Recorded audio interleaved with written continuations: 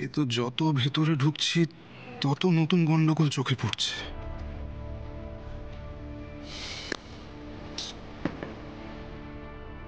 বাবা, তোমার ভাগ্যটাই খারাপ। মনে হচ্ছে না সঠিক লোকের হাতে তুমি কোম্পানির দায়িত্বটা দিয়েছো। কোম্পানির কোর টিমের মধ্যে যদি এত গন্ডগোল থাকে তাহলে কোম্পানি প্রফিট করবে কি করে? তাছাড়া আমি এটা বুঝতে পারছি না প্রত্যেকটা বিষয়ে দাদাভাই কিভাবে অ্যাসোসিয়েটেড। আমি তো জানতাম ও শুধু নর্থ আর সাউথের ডিলগুলো সামলায়।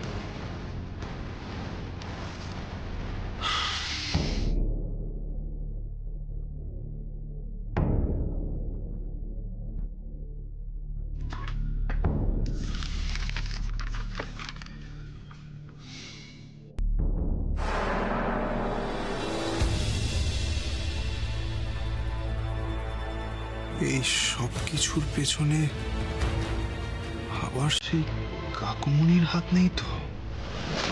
ঋষি কোম্পানি জয়েন করছে, এটা খুব ভালো কথা।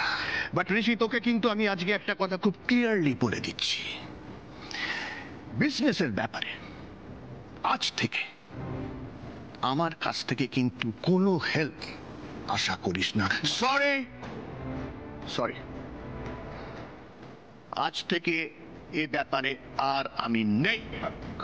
কাকুমনি? আর সেই কারণেই আমার কোম্পানি জয়েন করাটা কাকুমনি সহজভাবে নিতে পারেনি।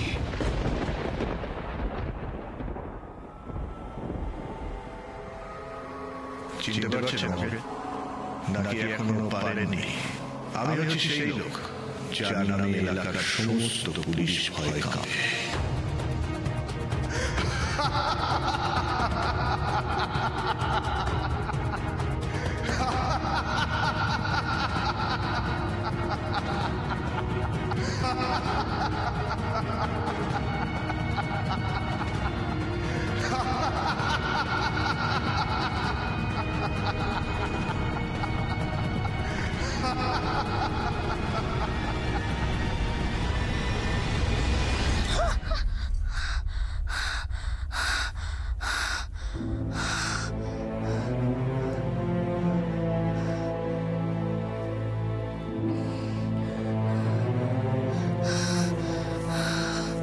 দুঃস্বপ্ন দেখছিল কোনো?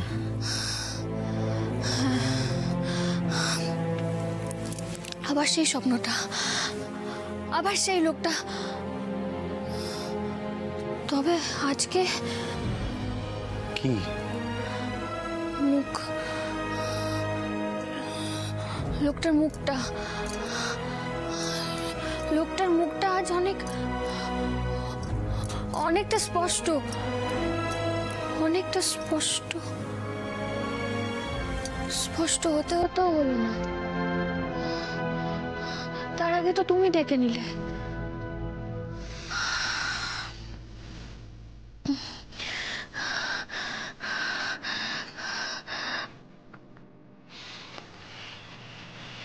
নাও, খাও জলটা।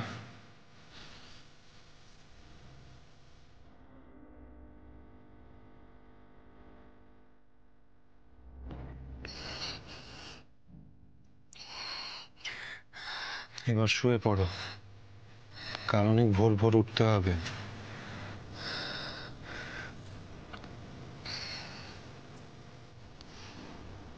তুমি এখনো কাজ করছিলে? অনেক কাজ পেন্ডিং। তুমি ঘুমোবে না? তুমিও তো আমার সঙ্গেই ভোরবেলা উঠবে। হ্যাঁ, আর একটু কাজ করে নি, তারপরে ঘুমোবো। তুমি ঘুমিয়ে পড়ো।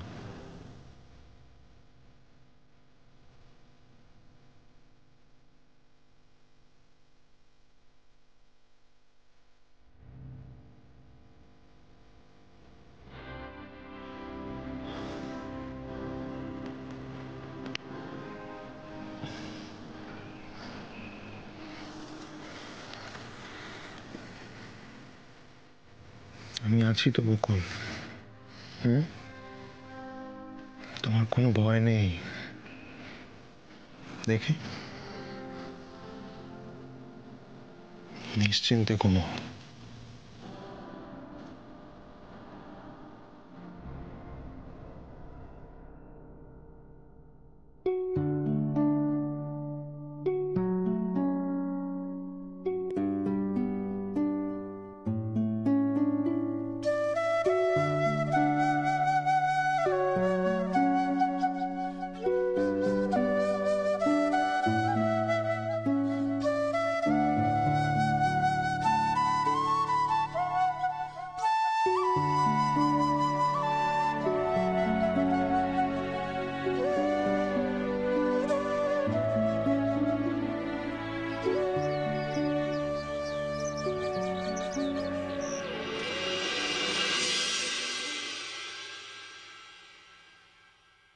Good morning.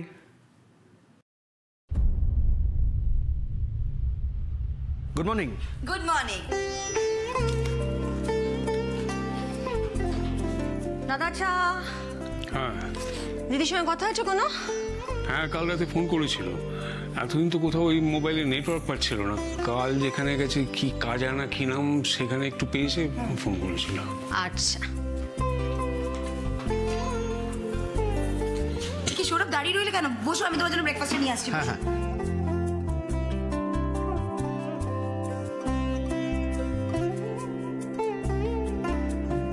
রোশনি কি এখনো ঘুমোচ্ছে?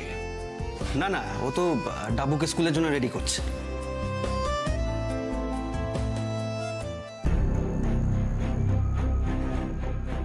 স্বামী স্ত্রীর অসাধারণ কেরামতিতে বিপাকে পড়লেন স্বনামধন্য মন্ত্রী রজতাভ রক্ষিত।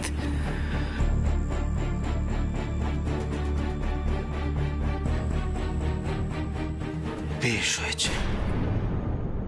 দিদির এই ট্রিপটা কিন্তু খুব মজাদার হবে দাদা। এক্স কলিগরাও তো বোধহয় সবাই পৌঁছে গেছে। হ্যাঁ, তবে তোমার দিদির মন তো এখানেই পড়ে রয়েছে। একে তো জামাই ষষ্ঠীতে থাকতে পারছে না বলে মন খারাপ, তারপরে যাওয়ার পথে কোন রেস্টুরেন্টে নাকি খেতে নেমেছিল, সেখানে টিভিতে দেখেছে এই রজতাভ রক্ষিতের অ্যারেস্ট হওয়ার খবর। ব্যাস, টেনশন শুরু করে দিয়েছে, তাই তো? খুবই। এই সময় বাড়ি থেকে দূরে থাকতে ভালো লাগছে না তার। আমরা টেনশন করব কেন? টেনশন তো এখন রজতাভ রক্ষিত করবে।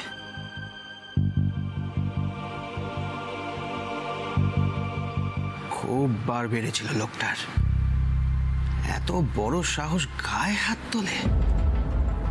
এখন জেলে পচে মরতে কেমন লাগে দেখ, দেখ কেমন লাগে।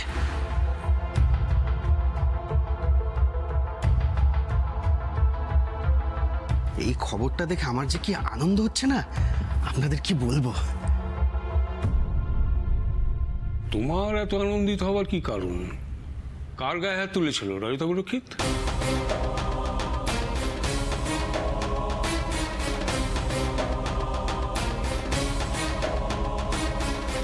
আপনি আমাকে বলুন কি করতে হবে। আমি আমি সব করব, সব করব।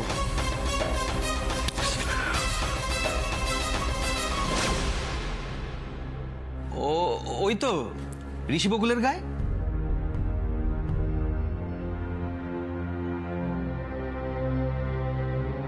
আমাদের কম ক্ষতি করার চেষ্টা করেছে নাকি লোকটা? ওর গ্রেফতারে খুশি হব না? যা হয়েছে বেশ হয়েছে।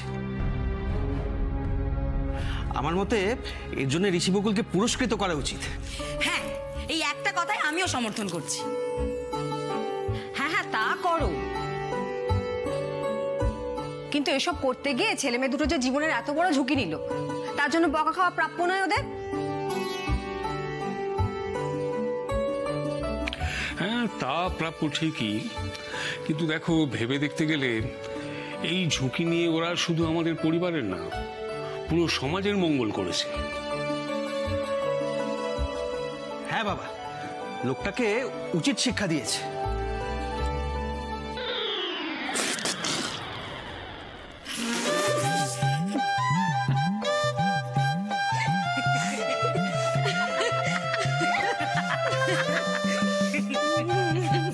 এটা এটা কি সোনা বৌদি? এটা তো বকুলের জন্য ঋষির বানানো প্রোটিন শেক। তোমারটা ওই যে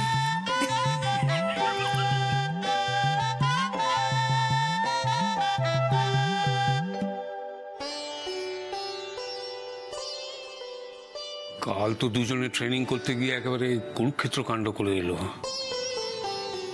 আজ আবার কি করছে কে জানে।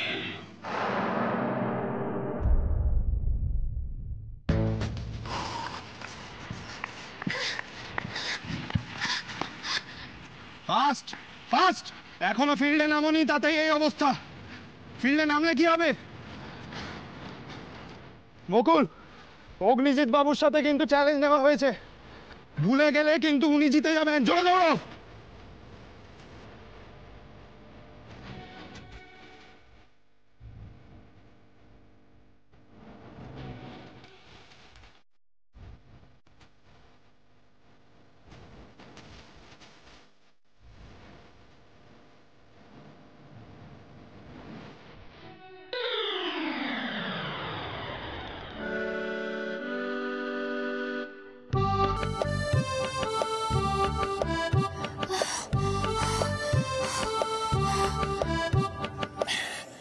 কি হলো?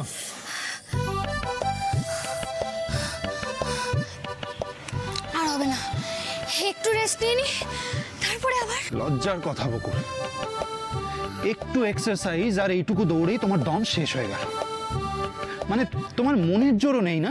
সে তুমি যা ইচ্ছে তাই বলো, কিন্তু আমি একটু রেস্ট না নিলে মরে যাবো। যাও, মরে যাও, কিন্তু তাও দৌড়তে হবে।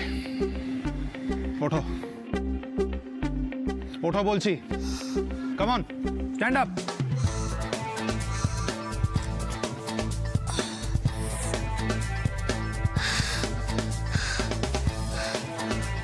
দেখো বকুল, তোমার জয় যেমন আমার জয়, ঠিক তেমনই তোমার হার মানে আমার হার। অ্যান্ড মাইন্ড ইট, আমি কিন্তু হারতে পছন্দ করি না। Now come on, run. Run. Come on, Bokul, run. Run fast.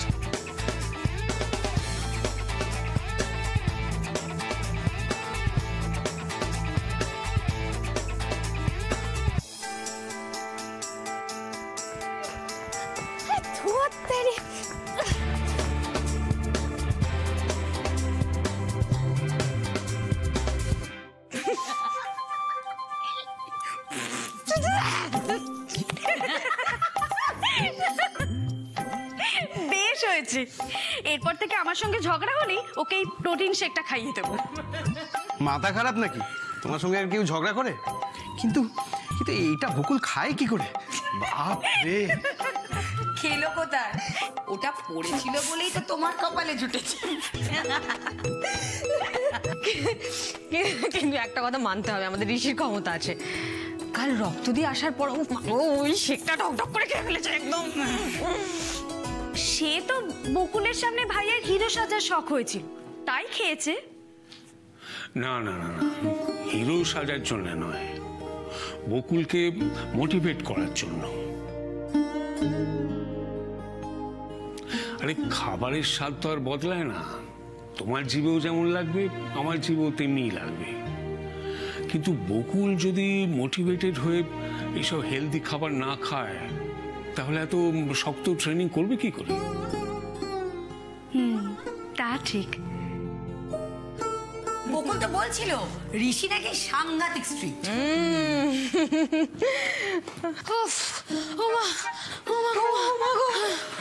বকুল চলে এসছে, দীর্ঘায়ু হওয়া অনেকদিন বাকি। হতে পারবো না গো, আমার দীর্ঘায়ু হবে না, আমি আর বেশি দিন বাঁচবো না। কেন বলাই সৎ এরকম কথা? ও যে শুরু করেছে, আমি আর বেশি দিন বাঁচবো না কাকিমণি, আমি আর বেশি দিন বাঁচবো। বলেছি না এরকম কথা বলতে, গাড়টা খাবি আমার হাতে। আমি নিজের কাজ ছেড়ে এগুলো করছি কার জন্য?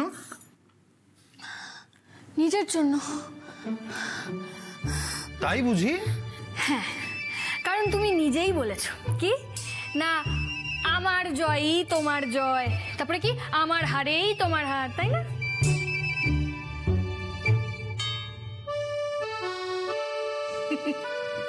কি ঋষি, এবার জবাব দাও।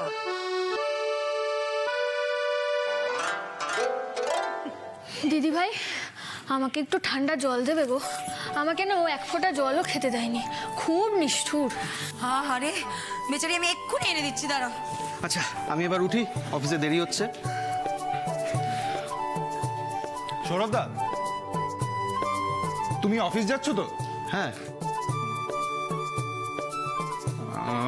তুমি এক কাজ করো, ওই সেকশন ডি এর ফাইলগুলো একটু গুছিয়ে রেখো তো। ওগুলো তোমার আন্ডারেই থাকে তো? হ্যাঁ। 2-1 দিনের মধ্যে ওগুলো একটু চেক করতে হবে। কেন গো, কিছু হয়েছে? না, এখনো কিছু হয়নি, তবে হতে পারে। আগে চেক তো করি, তারপরে সবটা বলবো। তুমি এসো, সাবধানে যেও। আচ্ছা।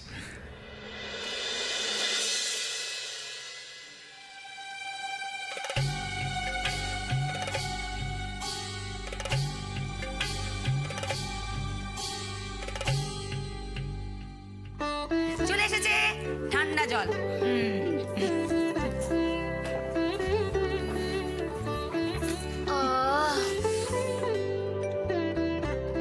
আরে বকুল, কাল ওই গোবিন্দ পোশাকের মেয়ে এসেছিল শুনলাম। হ্যাঁ বাবা, ওই রজতাভ রক্ষিতের অ্যারেস্ট হওয়ার খবরটা পেয়ে আমার সঙ্গে দেখা করতে এসেছিল। কি বললো সে?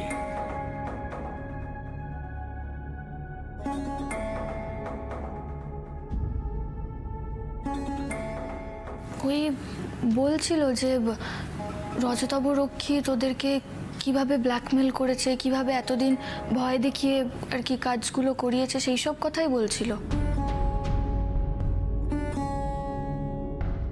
জানো তো, আমি বললাম বলে ও কোর্টে গিয়ে সাক্ষী দিতেও রাজি হয়েছে। তবে তবে কি? তোমার কাকুমণি সমর রায়ের সঙ্গে আমাদের কোনোদিন কোনো যোগাযোগ ছিল না বকুল। মানে এই যে তুমি জানতে, সমর রায়ের সাথে আমাদের পরিবারের একটা ঘনিষ্ঠ সম্পর্ক ছিল। এই সব মিথ্যে বকুল।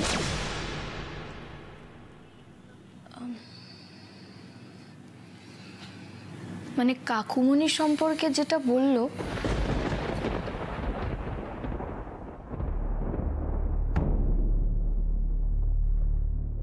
থামলি কেন?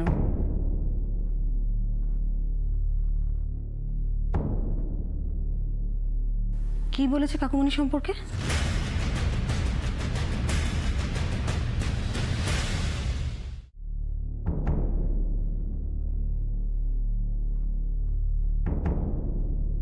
বকুল, বকুল, বকুল, দেখো কারা এসেছেন।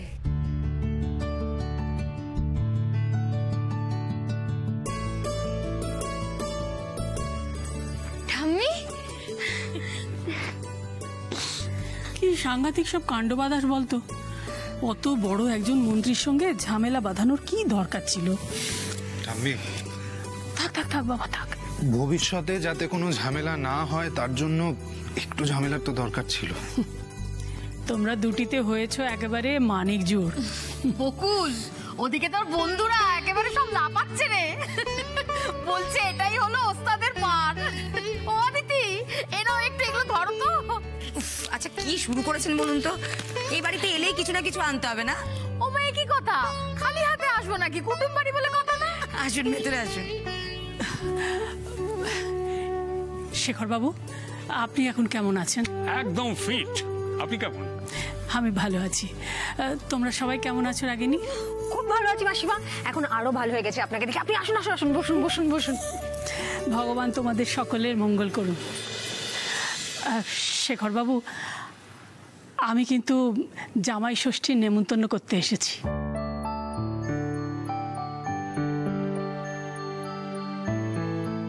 ঋষি আর বকুলকে দয়া করে পাঠিয়ে দেবেন। না,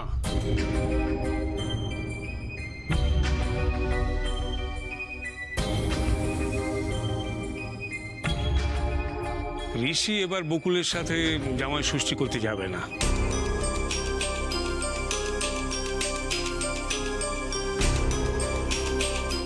আমার আপত্তি আছে।